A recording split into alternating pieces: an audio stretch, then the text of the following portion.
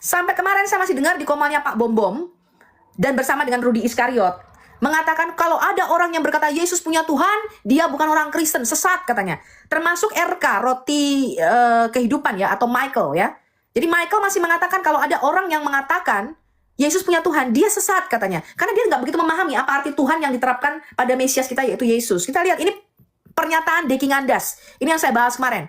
Deki Ngandas ini kalau Anda belum tahu adalah ketua sekolah STT, pengajar doktor. Dia mengajar di sekolah STT Batam Hupretes, teman-teman. Kita dengar pernyataan beliau 5 tahun yang lalu.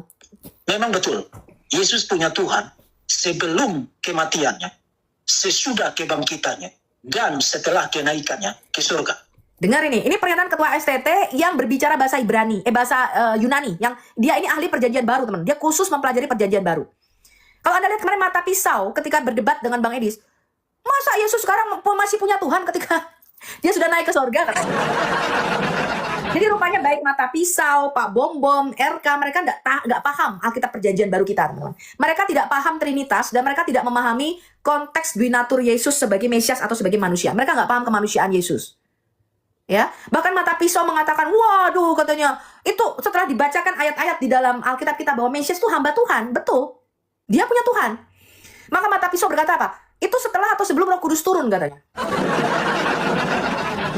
Tapi mereka menyangka bahwa mereka ini paling ngerti Alkitab, teman-teman. Ini kita lihat ya, pernyataan Deki Ngandas, Ketua Sekolah Tinggi Teologia Hupretes Batam. Memang betul, Yesus punya Tuhan sebelum kematiannya, sesudah kebangkitannya, dan setelah kenaikannya ke surga. Memang betul, dan itu bisa dibuktikan dari perjanjian baru, dari Alkitab. Dan karena itu, kita diwajibkan untuk memikirkan dan mempertimbangkan bagaimana mengharmoniskan ajaran total Alkitab bahwa Yesus adalah Tuhan. Tapi pada saat yang sama, dia juga punya Tuhan. Kalau ada apologet yang mengatakan Yesus punya Tuhan, sesat dia. Selesai.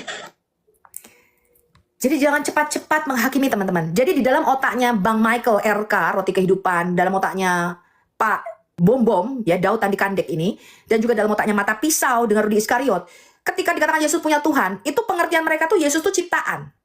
Karena kata Tuhan di dalam benak mereka itu pencipta. Nah ini pada berkali-kali kita udah jelaskan, sama Kristen, sama Muslim juga.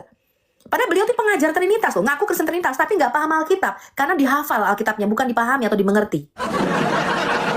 Alkitab bagi mereka itu dihafal, sama seperti Muslim. Quran itu dihafalkan. Saya ini penghafal Al-Quran Hafiz, tapi mereka nggak ngerti konteksnya. Ya, ini saya ini kasih teaser ini, ya, ada video panjangnya dan kemarin saya putarkan 2 kali di dalam komal TikTok saya, pernyataan Deki Ngandas. Apa maksudnya itu? Kita mesti paham posisi Yesus sebagai kemanusiaannya, bahwa dia hamba Tuhan. Nubuatannya ada, lihatlah itu hambaku, ya. Di dalam kitab Yesaya sendiri Yesus dikatakan dia hamba Tuhan. Yesus sendiri dia berkata dia punya Allah. Ini teasernya nih ya, kita lihat ini. Nah RK saya nggak tahu kenapa Michael, ini dia Katolik ya. Saya nggak tahu di Katolik kayaknya memang tidak diajarkan hal seperti ini secara mendalam. Ya kita lihat. Memang betul, Yesus punya Tuhan sebelum kematiannya, sesudah kebangkitannya, dan setelah kenaikannya ke surga. Memang betul, dan itu bisa dibuktikan dari perjanjian baru, dari Alkitab. Dan karena itu, kita diwajibkan untuk memikirkan dan mempertimbangkan bagaimana mengharmoniskan ajaran total Alkitab bahwa Yesus adalah Tuhan. Tapi pada saat yang sama, dia juga punya Tuhan. Kalau ada apologet yang mengatakan Yesus punya Tuhan, sesat dia. Selesai. Itulah teman-teman, karena kedangkalan pemerintah, makanya saya bilang belajar, jangan berhenti belajar. Jangan berhenti Anda belajar, teman-teman. Ya, kalau Anda merasa tahu, saya merasa ahli eskatologis, ahli Alkitab. Ternyata nozong. Jadi jangan ngaku-ngaku. Kita ini harus rendah hati untuk terus belajar. Dan jangan mempermalukan nama Tuhan, teman-teman. Ternyata kemarin setelah diselidiki oleh ibu detektif kita, ya, ternyata bukan pendeta, tapi pendekar. Ini gimana?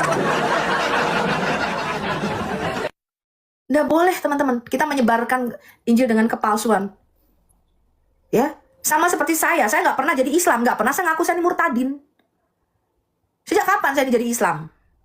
Ya, maka jangan Anda pernah ngaku-ngaku sesuatu yang memang bukan. Lebih baik Anda diam, nggak usah bicara, nggak usah terlalu banyak ngobrol. Wah saya begini, ternyata pada kenyataannya bukan gitu loh. Ya, kalau memang betul itu digunakan untuk pelayanan support, gitu loh. Tapi kalau itu merupakan kebohongan, untuk apa kita membohongi publik? Kalau bukan pendeta ya bilang aja saya bukan pendeta, saya cuma penatua gereja. Gak boleh teman-teman kayak gitu. Gak boleh. Ya. Apa adanya aja kita dalam memberitakan Injil Kerajaan Surga. Rasul Petrus tidak pernah ngaku-ngaku dia lulusan STT. Rasul Yohanes juga nggak pernah ngaku-ngaku dia lulusan STT, sekolah Gamaliel. Nggak pernah ngaku jadi muridnya Gamaliel. Di dalam Alkitab kita, Rasul yang menjadi yang sekolah STT nih ya, benar-benar sekolah tinggi teologi ya, yang menjadi murid Raban Gamaliel itu adalah Rasul Paulus. Dia orang Farisi. Dia murid daripada Raban Gamaliel. Itu rabi besar pada waktu itu yang punya sekolah STT. Kalau Rasul Petrus sama Yohanes nggak pernah mengatakan mereka ini pernah sekolah STT, nggak pernah.